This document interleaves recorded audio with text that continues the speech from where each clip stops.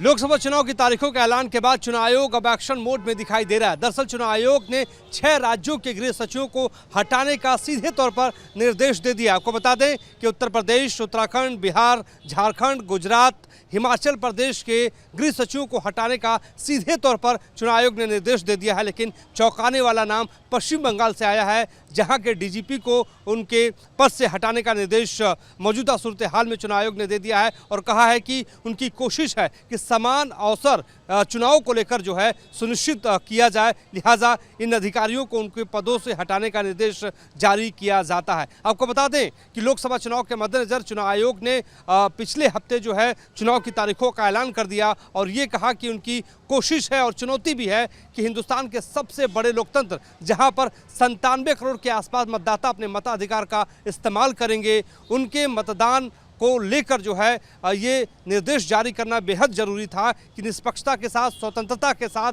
और जो है समान अवसर हर जगह उपस्थित हो। इस वजह से जो है इन अधिकारियों को हटाया जाता है। आपको ये भी बताते चलें कि चुनाव आयोग ने सीधे तौर पर यह भी कहा है कि कोई भी कोताही किसी भी जो है सूरत में नहीं जो है बरती जाएगी और सख्त से सख्त एक्शन लिया जाएगा, लिहाजा इन अधिकारियों को हटाने का निर्देश जारी किया गया। पश्चिम बंगाल से आपको बताते हैं कि जिस डीजीपी को हटाया गया है उन पर कई बार इस तरीके के आरोप लगे हैं। पिछले लोकसभा चुनाव 2019 में जब हुए थे उस वक्त भी उनके ड्यूटी से उनको हटा दिया गया था। इसके अलावा 2016 में भी जब चुनाव वहाँ पर चल रहे थे तो उनको उनके ड्यूटी से जो है चुनाव के दौरान हटाया गया था। तो कुल मिलाकर चुनाव आयोग एक्शन मोड में दिखाई दे रहा है। आपको ये भी बताते चलें कि चुनाव आयोग ने जो तिथि जारी की है पूरे देश में, वो 7 चरणों में लोकसभा चुनाव करवाए जाएंगे। 43 दिनों तक चुनाव की प्रक्रिया चलेगी और इस दौरान जो है जो भी जो है एक्शन चुनाव आयोग को लेना पड़े उसके लिए चुनाव आयोग अब दिखाई दे रहा है। लेकिन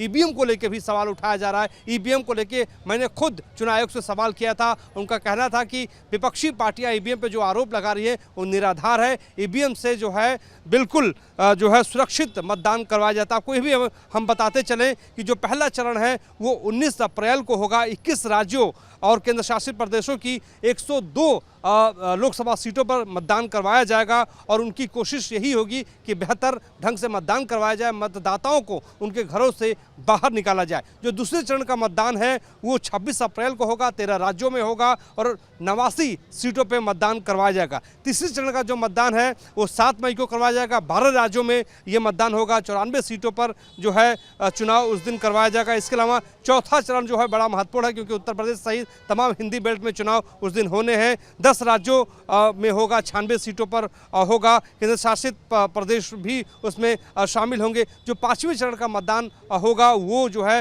वो 20 मई को होगा, 8 राज्यों में होगा और इसमें जो है अमेठी से लेकर जो है गोरखपुर पूरा जो खासतौर पे जो पूर्वांचल के इलाके हैं वहाँ पे मतदान होगा। छठे चरण का जो मतदान है वो 25 मई को होगा। 7 राज्यों में 57 सीटों पर जो है मतदान करवाया जाएगा और आखिरी चरण का जो मतदान होगा वो 1 जून को होगा। 8 राज्यों की 97 सीटों में मतदान करवाया जाएगा और 4 जून को नतीजों का ऐलान कर दिया जाएगा। इस पूरी प्रक्रिया को लेकर चुनाव आयोग ने पैरामिलिट्री फोर्सेज के जवानों के साथ साथ ईवीएम को भी जो है उसकी सुरक्षा को लेकर भी पूरी जो है इंतजामात इसको लेकर किए गए हैं। जो 7 राज्यों के खासतौर पे जो एक डीजीपी और 6 राज्यों के जो गृह सचिवों को हटाया गया है, चुनाव आयोग ने ये कहा है कि उनको हटाने के पीछे का मकसद यही है कि सभी सियासी दलों को समान अवसर दिया जा सके, समान अवसर सुनिश्चित किया जा सके। इस वजह से इन अधिकारियों को जो है